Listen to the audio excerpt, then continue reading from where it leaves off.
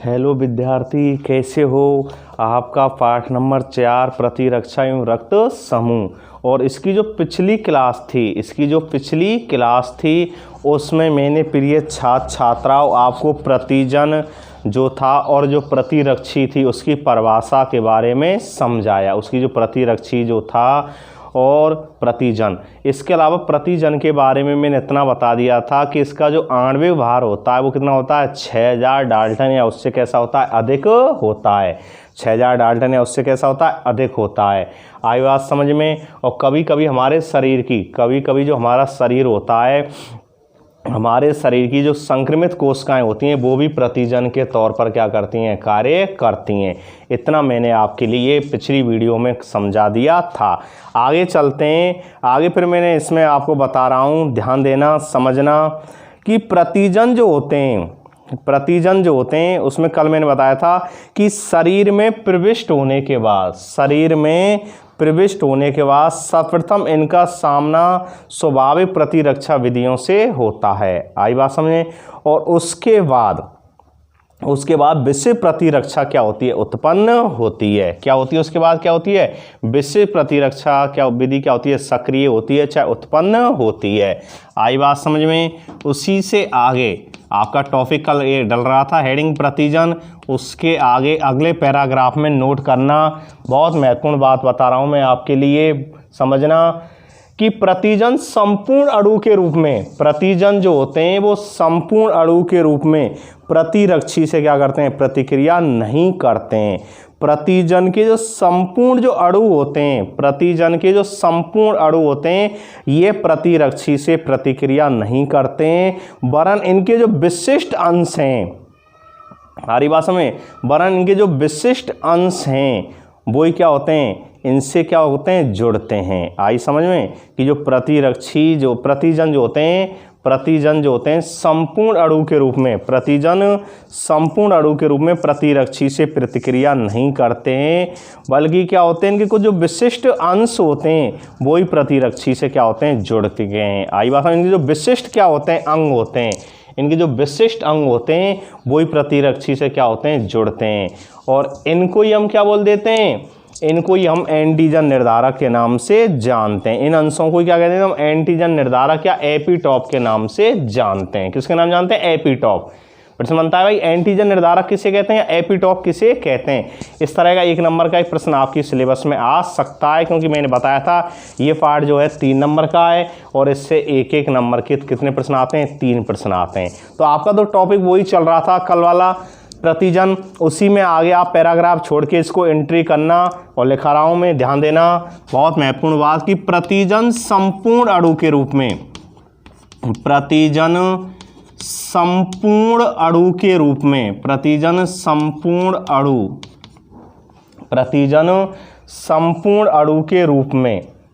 जो होता है संपूर्ण अणु के रूप में प्रतिरक्षी से प्रतिक्रिया नहीं करता है। प्रतिजन संपूर्ण अणु के रूप में प्रतिरक्षी से, किससे, प्रतिरक्षी से यानी एंटीबॉडी से, किससे, एंटीबॉडी से, प्रतिरक्षी से प्रतिक्रिया नहीं करता है। आई बात समझ में, प्रतिरक्षी से प्रतिक्रिया नहीं करता है। आ रही बात समझ में, नहीं करता है, बल्कि जो इसके क्या होते हैं, विशिष्ट अंश होते हैं, इसके जो विशिष्ट अंश होते हैं, आ रही बात समझ में, वरन इसके कुछ विशिष्ट अंश ही प्रतिरक्षी से क्या होते हैं, जुड़ते हैं। तो इस बात को नोट करना, इसमें लिखना, बहुत महत्वपूर्ण बात बता रहा हूं मैं आपके लिए, वरन इसके कुछ विशिष्ट अंश, तो इस लाइन को लिखना, यहाँ से प्रारंभ करना है इसको, वरन इसके कुछ विशिष्ट अंग ही, वरन इसके कुछ विशिष्ट अंग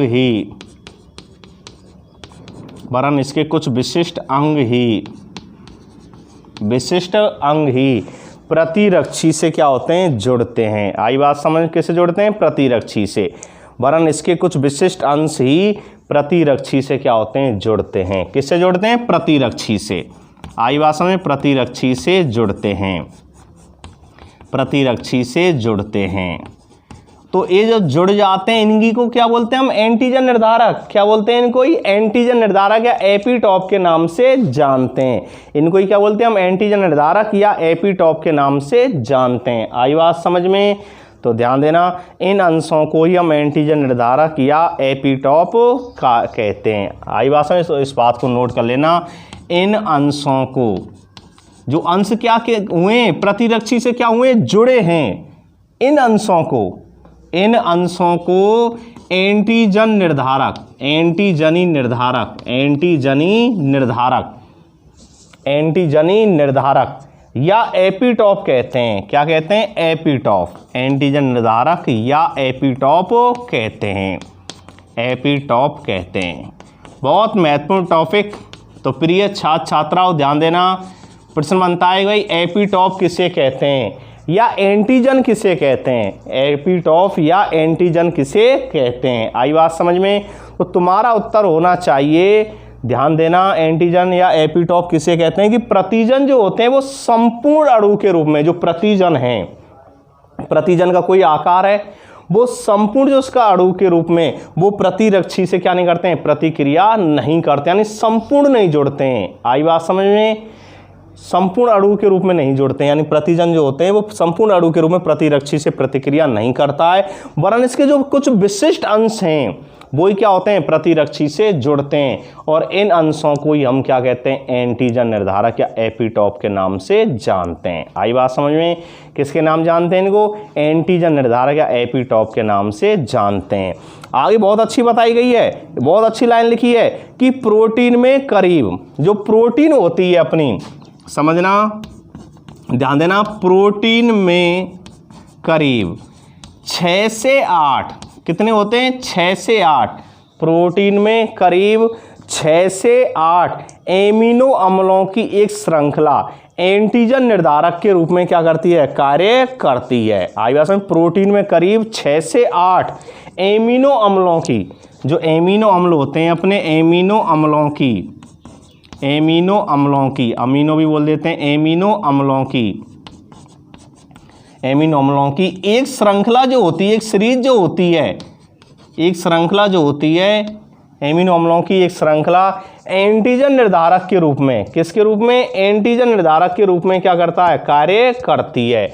यानी एमिनो अम्लों की एक श्रृंखला एंटीजन निर्धारक के रूप में, एंटीजन निर्धारक के रूप में, एंटीजन निर्धारक के रूप में कार्य करती है। आई बात, निर्धारक के रूप में कार्य करती है। आई बात समझ? जो एक प्रोटीन होता है, एक जो प्रोटीन में करीब 6 से 8 एमिनो अम्लों की क्या होती है, श्रृंखला होती है, और वह श्रृंखला किसके रूप में कार्य करती है, वो श्रृंखला प्रिय छात्र छात्राओं एंटीजन निर्धारक के रूप में क्या करती है, कार्य करती है।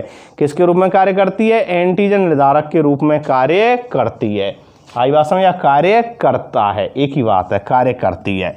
और एंटीजन निर्धारक आप जानते ही हैं, एंटीजन निर्धारक किसे कहते हैं कि प्रतिजन संपूर्ण अणु के रूप में प्रतिरक्षी से प्रतिक्रिया नहीं करता है, वरन इसके कुछ विशिष्ट अंश ही प्रतिरक्षी से क्या होते हैं, जुड़ते हैं। इन अंशों को हम एंटीजन निर्धारक कहते हैं। आई बात समझ में? आगे ध्यान देना, एक प्रोटीन में कई एंटीजन निर्धारक हो सकते हैं। आगे कह रहा है कि जो एक प्रोटीन है, एक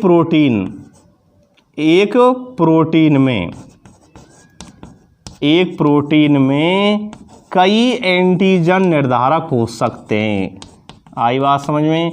एक प्रोटीन में कई एंटीजनी निर्धारक या एंटीजन निर्धारक, एक ही बात है, निर्धारक हो सकते हैं।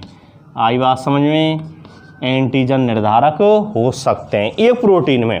और एक प्रोटीन में करीब कितने अम्लों की, यानी 6 से 7 एमिनो अम्लों की श्रृंखला किसके कार्य करती है, एंटीजन निर्धारक रूप में। और एक प्रोटीन में कई एंटीजन निर्धारक हो सकते हैं। आई बात समझ में?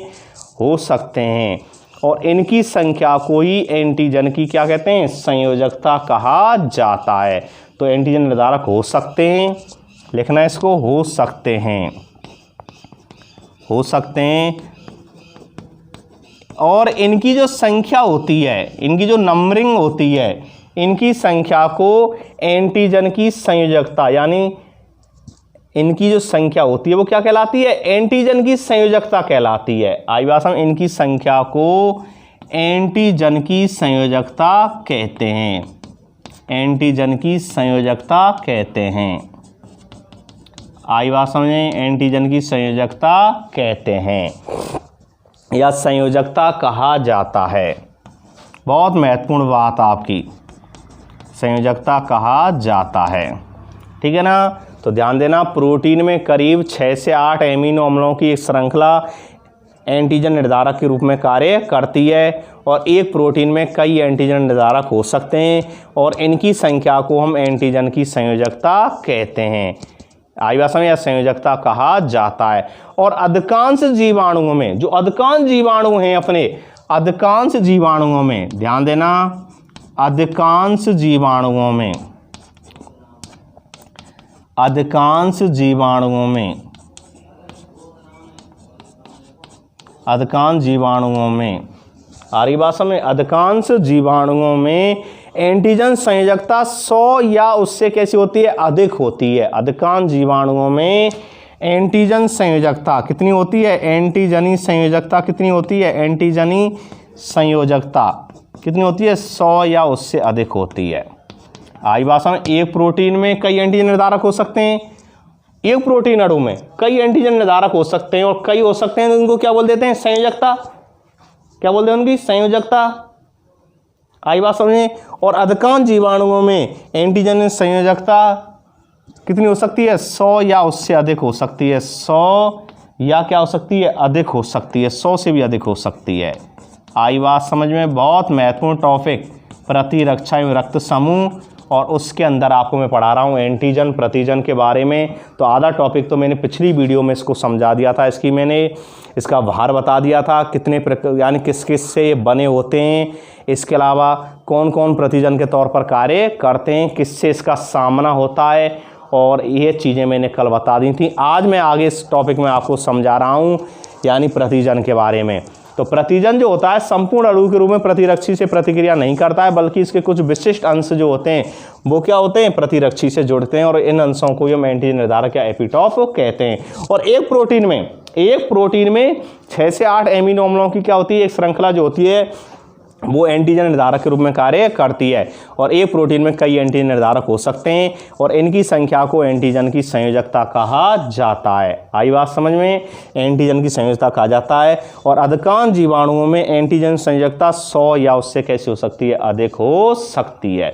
100 हो सकती है या 100 से कैसी हो सकती है, अधिक हो सकती है।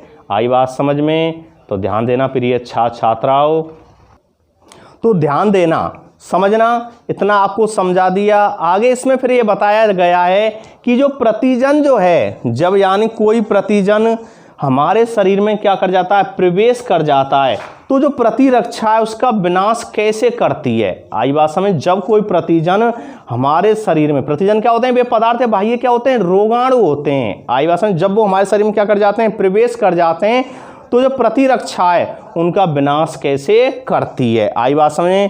तो ध्यान देना, यानी प्रतिजन के विनाश की कार्य विधि, बहुत अच्छा टॉपिक, प्रतिजन यानी प्रतिजन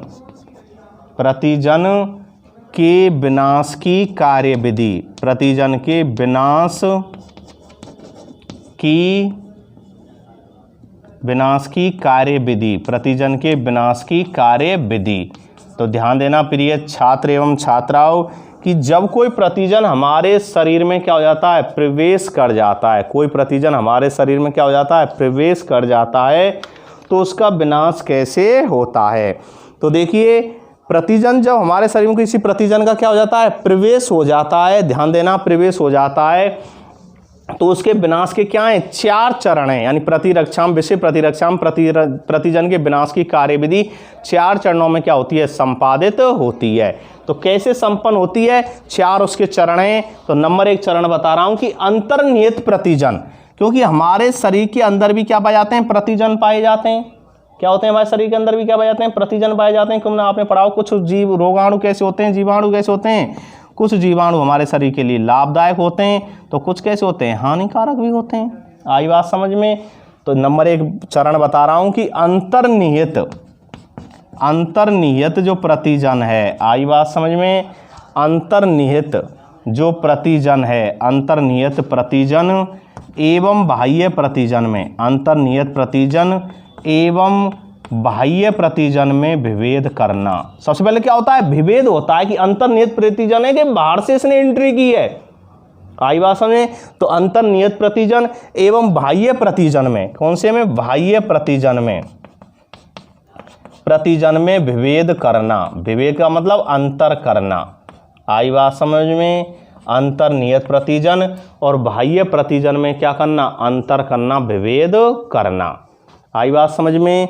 तो नंबर 1 प्रतिजन के विनाश की कार्यविधि, नंबर 1 हो गई अंतर्निहित प्रतिजन एवं बाह्य प्रतिजन में क्या करना, विभेद करना। क्योंकि कुछ प्रतिजन हमारे शरीर के अंदर क्या होते हैं, अंतर्निहित होते हैं, और कुछ क्या कर रहे हैं, बाहर से प्रवेश कर रहे हैं, जिनको हम बाह्य रोगाणुजन्य पदार्थ कहते हैं। तो उनमें क्या किया जाता है, सबसे पहले अंतर किया जाता है, भाई ये अंदर निहित प्रतिजन है कि बाहर से इसने एंट्री की है हमारे शरीर के अंदर। तो पहला चरण, आई बात समझ में।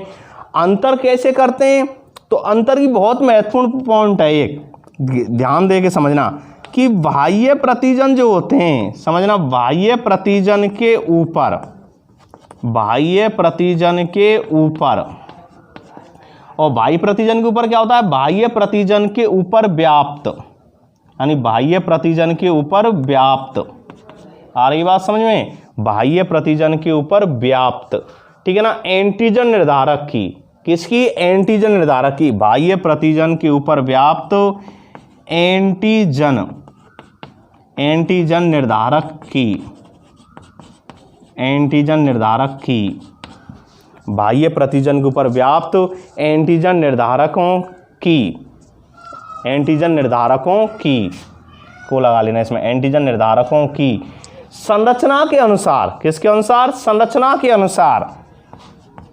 संरचना के अनुसार, संरचना के अनुसार विलसका कोशिका, कौन सी, विलसका कोशिका, विलसका कोशिका, आ रही बात समझ में।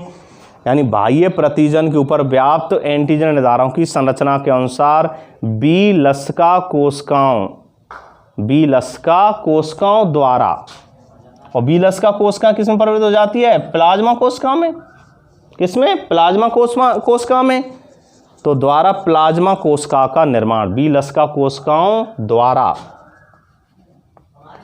द्वारा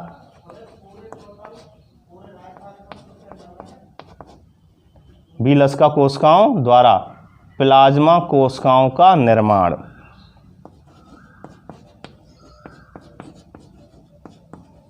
प्लाज्मा कोशिकाओं का निर्माण, आई बात समझ में। यानी बाह्य प्रतिजन के ऊपर व्याप्त एंटीजन निर्धारकों की संरचना के अनुसार विलसका कोशिकाओं द्वारा प्लाज्मा कोशिकाओं का क्या निर्माण, आई बात समझ में। तो प्रतिजन के विनाश की कार्यविधि चल रही है। तो नंबर 1 क्या हो गया, अंतर्निहित प्रतिजन एवं बाह्य प्रतिजन में क्या करना, विभेद करना, नंबर 1 बात।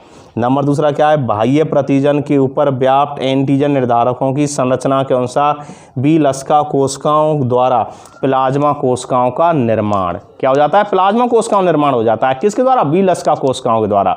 तो पहचान हुआ कि नहीं हुआ, अंतर्निहित प्रतिजन जो होता है, अंतर्निहित जो प्रतिजन होता है उनमें क्या नहीं होता है, एंटीजन निर्धारक नहीं होते हैं, तो प्लाज्मा कोशिकाओं उनमें निर्माण ही नहीं होगा। अब बाहर से पहचान कैसे होगी, बाहर से जो प्रतिजन प्रवेश करेगा तो उनमें क्या होंगे, एंटीजन निर्धारक होंगे, और एंटीजन निर्धारक की संरचना अनुसार क्या होती है, उनके ऊपर विलसका कोशिकाएं, और विलसका कोशिकाएं क्या करती हैं, प्लाज्मा कोशिकाओं का क्या कर देती हैं, निर्माण कर देती हैं, आई बात समझ में।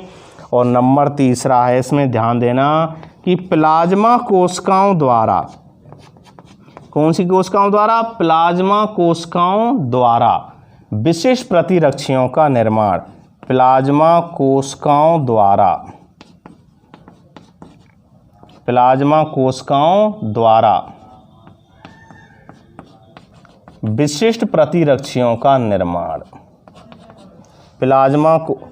प्लाज्मा द्वारा या प्लाज्मा कोशिकाओं द्वारा, प्लाज्मा कोशिकाओं द्वारा नहीं लिखना, प्लाज्मा कोशिकाओं द्वारा विशिष्ट प्रतिरक्षियों का निर्माण, बहुत महत्वपूर्ण बात है कि जो प्लाज्मा कोशिकाएं होती हैं वो विशिष्ट प्रतिरक्षी, और विशिष्ट प्रतिरक्षी या उपार्जित प्रतिरक्षा या अनुकूली प्रतिरक्षा, विशिष्ट भी कह देते हैं, उपार्जित भी कह देते हैं इसे, अनुकूली भी कह देते हैं इसे। आई बात समझ? तो प्लाज्मा कोशिकाओं द्वारा विशिष्ट प्रतिरक्षियों का निर्माण। अब जब विशिष्ट प्रतिरक्षियों का जब क्या हो जाएगा, निर्माण हो जाएगा, तो प्रतिजन और प्रतिरक्षा क्या करेंगे, प्रतिक्रिया करेंगे। आई बात समझ? प्रतिजन और प्रतिरक्षी क्या करेंगे, प्रतिक्रिया। प्रतिजन और प्रतिरक्षी क्या करेंगे, प्रतिक्रिया करेंगे। प्रतिक्रिया। आई बात समझ में? प्रतिजन और प्रतिरक्षी क्या करेंगे, प्रतिक्रिया करेंगे। आई बात समझ? और कोशिका मादे प्रतिरक्षा क्या होगी, उत्पन्न होगी, और प्रतिजन का क्या हो जाएगा, विनाश हो जाएगा। आई समझ? प्रतिजन प्रतिरक्षा क्या करेंगे, प्रतिक्रिया करेंगे, और प्रतिक्रिया करेंगे तो क्या होगा, तथा कोशिका मादे प्रतिरक्षा क्या हो जाएगी, उत्पन्न हो जाएगी। कोशिका मादित प्रतिरक्षा, कोशिका मादे प्रतिरक्षा क्या हो जाएगी, उत्पन्न हो जाएगी। कोशिका मादे प्रतिरक्षा क्या हो जाएगी, उत्पन्न हो जाएगी। और उत्पन्न हो जाएगी तो क्या हो जाएगा, कोशिका मादे प्रतिरक्षा के द्वारा क्या हो जाएगा, प्रतिजन का क्या हो जाएगा, विनाश हो जाएगा। कोशिका मादे प्रतिरक्षा को हम CMI के नाम से भी जानते हैं। CMI, CMI। C से क्या होता है, सेल होता है।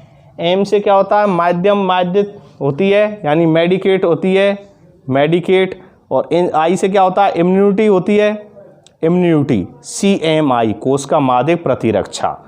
तो कोशिका मादे प्रतिरक्षा द्वारा प्रतिजन का विनाश, प्रतिजन का विनाश, कोशिका मादे प्रतिरक्षा द्वारा प्रतिजन का विनाश या उन्मूलन, या क्या हो जाता है, नष्ट हो जाता है।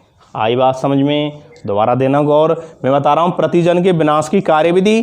तो नंबर 1 कार्यविधि कौन सी हो गई, अंतर्निहित प्रतिजन एवं बाह्य प्रतिजन में क्या करना, विभेद करना। दूसरा क्या है, बाह्य प्रतिजन के ऊपर व्याप्त एंटीजन निर्धारक की संरचना के अनुसार बीलस्का कोशिकाओं द्वारा प्लाज्मा कोशिकाओं का क्या, निर्माण।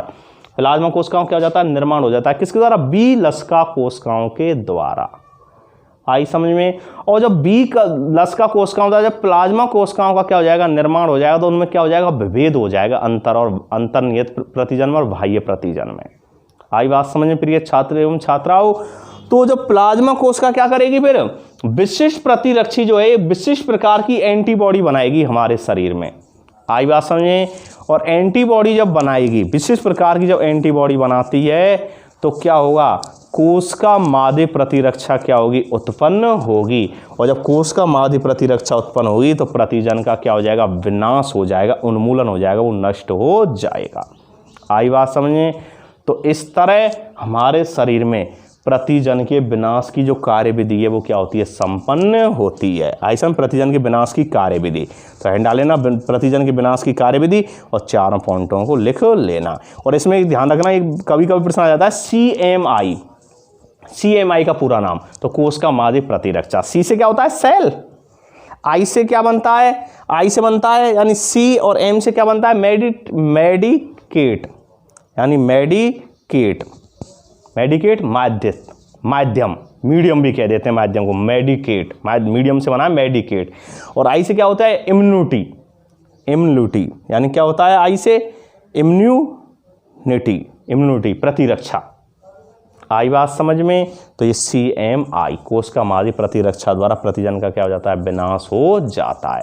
तो ये आपका टॉपिक जो था, यानी प्रतिजन और प्रतिजन के विनाश की कार्यविधि। आई बात समझे? तो प्रतिजन के बारे में मैंने आपको बता दिया, कुछ तो कल बताया था, जैसे डाल्टन उसका भार, और 1 डाल्टन में बताया था 1 डाल्टन कितना होता है, 1.66 × 10⁻⁻27 किलोग्राम के बराबर होता है। और डाल्टन क्या होते हैं, यूनिफाइड, यानी यूनिफाइड एटॉमिक मास यूनिट के नाम से भी जानते हैं, यूनिफाइड एटॉमिक मास यूनिट। अगला टॉपिक है इसमें प्रतिरक्षी, एंटीबॉडी, प्रतिरक्षी एवं क्या बोल देते हैं उसको, एंटीबॉडी। तो अगले वीडियो में, अगली क्लास में आपको नए टॉपिक के साथ प्रतिरक्षा के बारे में बताएंगे। थैंक्स।